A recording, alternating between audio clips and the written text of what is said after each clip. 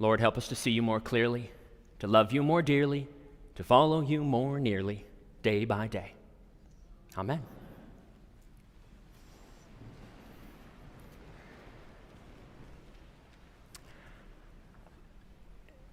Just to start us off, in case you were worried that we forgot to do the Passion narrative today, rest assured we will get to it.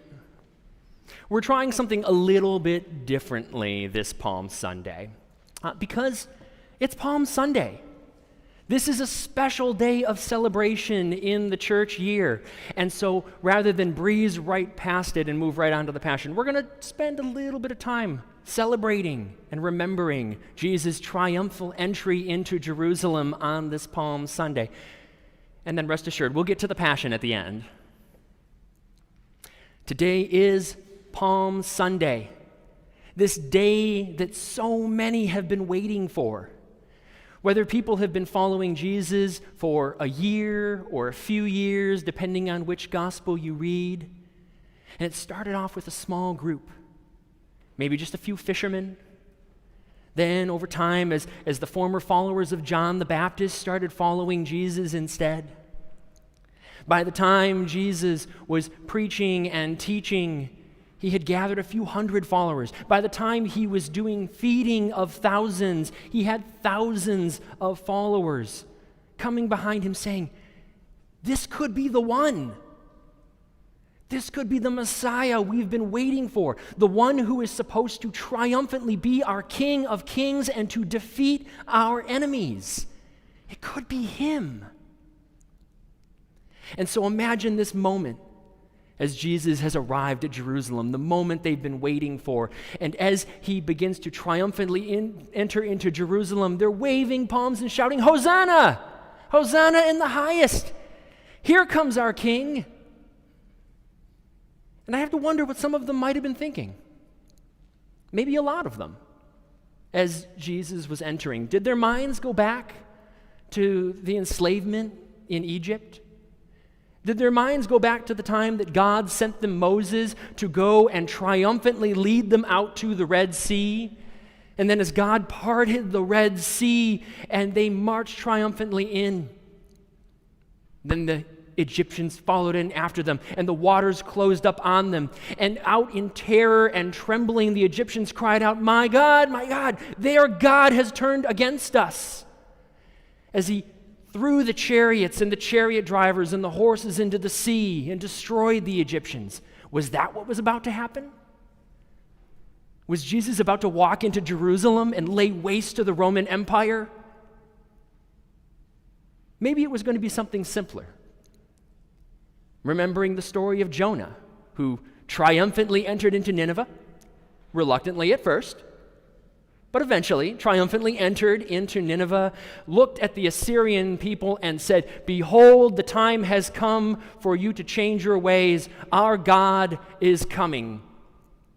And in fear and trembling, they turned and obeyed God.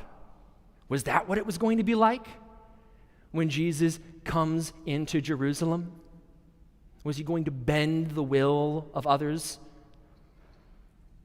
Maybe they remember the time from Joshua, as Joshua led them in through the wilderness, out against their foes, the Canaanites, as they marched on the city of Jericho.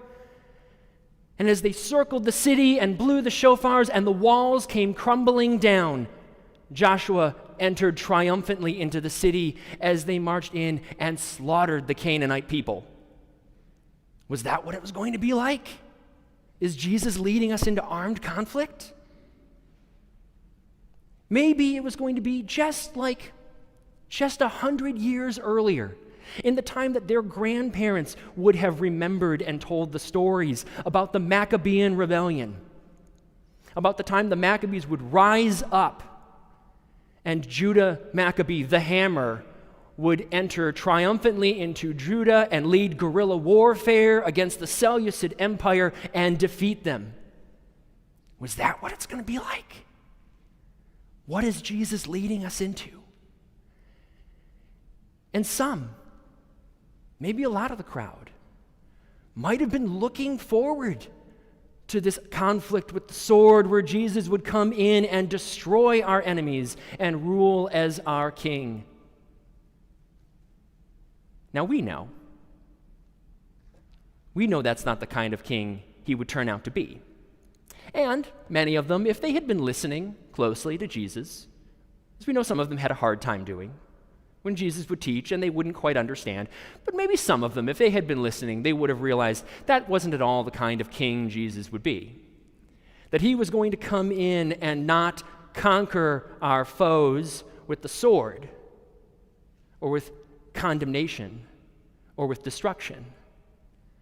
But he was going to come in and he was going to conquer them with life and forgiveness and with love. Because you see, the great foe that he had come to destroy, it wasn't the Roman Empire. It wasn't the Pharisees. It wasn't the tax collectors. The great foe that Jesus had come to destroy was our distance between us and God. It was the brokenness between our fellow human beings. That was the great enemy that Jesus had come to destroy, and destroy it he would, by coming in and by sharing a meal. By sharing a meal with his friends and those who looked like him and thought like him, but also sharing a meal with those who didn't like him, those who weren't in agreement with him. He shared a meal with them too. That's how he would conquer them. He would conquer our foes by not ruling as a king where we would grovel before him and wash his feet, but he would come down from the throne and say, "Who needs me to wash their feet?" He would offer forgiveness even to those who would hate him. Even on the cross, when he would turn to the criminal at his side and say, "You are forgiven." To the soldiers who would spit at him and mock him, to the crowds that would cry out, "Crucify him," he would offer them forgiveness and life. That's the kind of king Jesus came to be. That makes me wonder, in my own life, as we, in our lives, are we that different sometimes from that crowd of people crying out for triumphant conquering and bloodshed? We do as humans, perhaps something tied to original sin maybe. We run the risk when telling the story of triumphantly entering and saying, "God is on our side and we shall prevail," to use it in the wrong ways. It wasn't that long ago that Christian settlers came across the ocean to this native land that was populated with people that they subjugated and killed and took away their children and tried to destroy their way of life and said, "God is on our side." It wasn't that long ago where we engaged in the evils of slavery, where we looked at people who were of a different color of skin, came from a different land, and we said, "God's all right with you being enslaved to us because God is on our side." These are sins for which we have still not yet fully made amends. Albeit may have a long way to go before we've made amends. It comes in large and small. It comes in small, maybe in the form of every child who is either emotionally or physically abused by someone who says, "Spare the rod, spoil the child. That's what God teaches me. God is on my side." It comes from every war that is fought of a people of a different language and culture and religion, where we decide we have the right to kill anyone we want because God is on our side. It comes in the form of every hate group that goes out there and says, "God is on my side, so I get to hate you, I get to condemn you, I get to kill you." It can be a powerful thing to triumphantly enter in, joyously singing, "Hosanna, God is coming on our side." But we need to be careful about how we use it.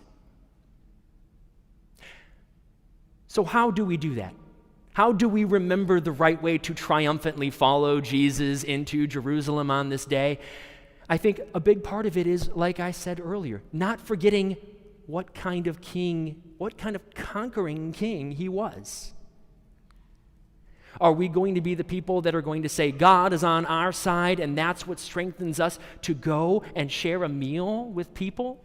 Not just our friends and family and those we like, but even with those whom we see differently. Are we going to share a meal with those because God is on our side? When we triumphantly enter into a land, are we going to use it to see how people can serve us? Or are we going to follow Jesus' example and look out at where there are people who need us? And because God is on our side, we have the ability and the strength to serve them. Are we going to be the kind of people that in the midst of difference and disagreement seek to be people of mercy and justice? And that even when we're hurt, are we going to follow Jesus in his pattern of forgiveness and offering life? On this day, I think the best way that we can celebrate the moment that Jesus triumphantly entered into Jerusalem is to not forget what he entered into Jerusalem to accomplish, and to realize that as much as he came to defeat the enemies of distance between us and God and brokenness between us, that work is not done. We still have more to do.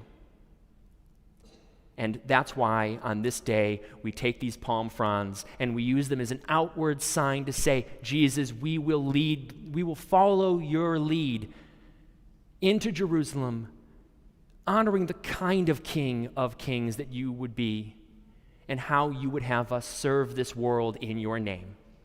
That I think is the best way to honor Jesus on this day when he enters into Jerusalem.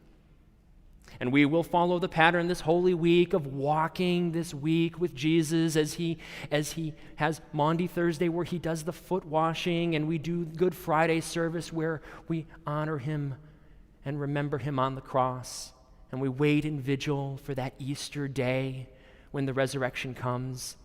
But let us not have this Palm Sunday be just an introduction to the next week to come. Let us have this Palm Sunday be our introduction to our commitment to following our King of Kings the way he would have us lead. Thanks be to God. Amen.